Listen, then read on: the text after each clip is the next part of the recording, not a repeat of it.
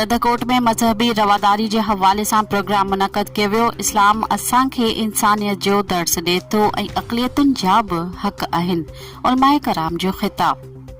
मिलियल ॼाण मूजिब कदकोट के मकामी हाल में हाफिज़ रब नवाज़ चाचर की मेज़बानी हेठ बैनुल अक़वामी मज़हब की हम आहंगी जो शानदार प्रोग्राम कियो वियो, जंहिंमें हिंदू सिख समेत मुख़्तलिफ़ मकतबा फ़िक़्ह जे अॻवाननि वॾे अंग में शिरकत कई।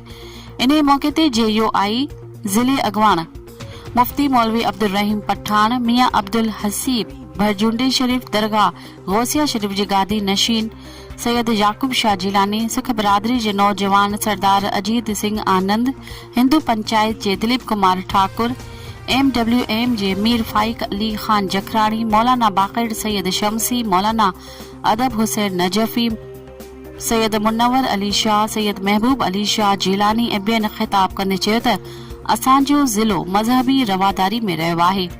हर फ़िरक़े समेत हर मज़हब जो मुकम्मल एहतराम कयो वेंदो आहे। इस्लाम असांखे इंसानियत जो दर्स ॾिनो आहे।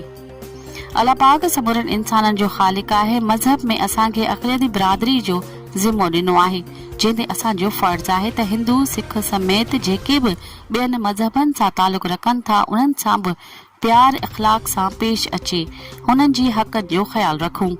पाकिस्तान इस्लामी जमहूरिया मुल्क है जिते हर मज़हब के मुकम्मल आज़ादी मिलियल है। सिख हिंदू ईसाई पंहिंजे मज़हबी त्यौहार आज़ादी सां मल्हाईंदा आहिनि। सभु पाकिस्तानी हिकु आहिनि। मुल्क दुश्मन मज़हबी ऐं फ़िरक़ा परस्तीअ खे हथी ॾेई मुल्क खे कमज़ोर करणु चाहिनि था।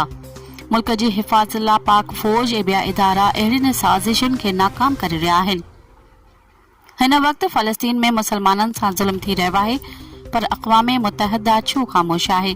आलमी ताक़तुनि खे बेगुनाह शहीद थींदड़ फ़लस्तीनियुनि जा मासूम ॿार औरतूं नज़र नथियूं अचनि। फौरी तौर फ़लस्तीन ते बमबारी बंदि कई वञे, कश्मीर में ॾाढ जबर रोकियो वञे, इंसानियत ते अमल करायो वञे। असीं पाकिस्तान में मज़हबी रवादारी खे वधीक मज़बूत करे पाकिस्तान खे मज़बूत कंदासीं। इन्ही मौके ते क़ारी शफ़ी मोहम्मद खोसो, मौलवी शमसुद्दीन भेरी, मौलवी जमालुद्दीन ओगाही, मौलवी खान मोहम्मद मलक, हाफिज अब्दुल कादिर सियाल, पीर बख्श बंगवार, राजा गोपी चंद, फ़कीर गोकुल दास, हजूर बख्श मंगी, अहमद अली मुगल, नज़ीर मिरानी, कुदरतुल्ला ऐं ॿियनि प्रोग्राम में शिरकत कई।